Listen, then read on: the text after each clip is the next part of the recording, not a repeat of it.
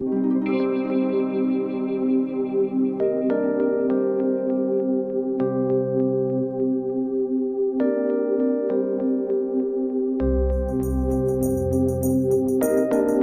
piece is called the Light Sock, and we also affectionately call it the People's Chandelier. The purpose of Crystal Palace is really to reinvent the concept of the chandelier, but to also show what role Swarovski crystal can play in the creative process that designers usually go through when developing new products. When we first presented the idea to Swarovski, there was kind of a dead silence around the table, but I think that almost immediately everyone realized this was such a clear, simple idea that it would have iconic value, it would sell, everybody would understand it as a chandelier. The inspiration behind it was to rethink a convention of lighting that was actually, quite old, and it's transformed over the centuries. It's at a point where the chandelier has kind of lost its luster and lost its edge, and we wanted to see if we could reinvent it in a way that's a little bit more characteristic of our time.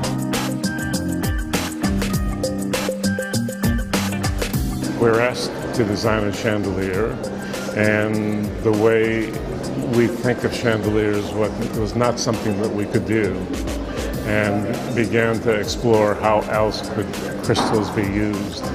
And at some point, through a lot of experimentation, we ended up dumping them into a mesh bag, and that was the beginning of it. We knew we wanted to make a chandelier in a traditional sense, hang something, but what we wanted to do was strip it of its decorative value and really release the light quality that you get out of crystal. The fragmentation of light, the sparkle, the rainbow effect. Walking in here is glorious because you feel this burst of light and you realize that something very, very new has happened. We wanted something to hold on to the sparkle, but be tough. It's something I would want to hang over my own table. Something that would be more contemporary in today's world, because most of the crystals, when I see all the pendants hanging down, I think Versailles, it's a throwback. I think we wanted to push, at least from my point of view, we wanted to push forward. I think it's really so unusual and interesting and exciting because what Diller Scofidio did was they actually broke down the idea of a chandelier. A chandelier is a structure that holds these crystals, but instead they're just offering a bag of them, almost a random bag of sort of by weight. They've undermined the concept of what a chandelier is and supposed to be. So I think they've turned it into a type of conceptual work.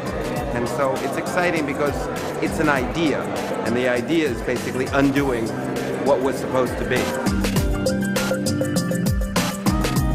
It's absolutely correct to call it the People's Chandelier because people really respond so positively towards the chandelier, whether it's the 2-year-old child or the adult. And, I think people are left in awe, or people stand in front of the product in awe.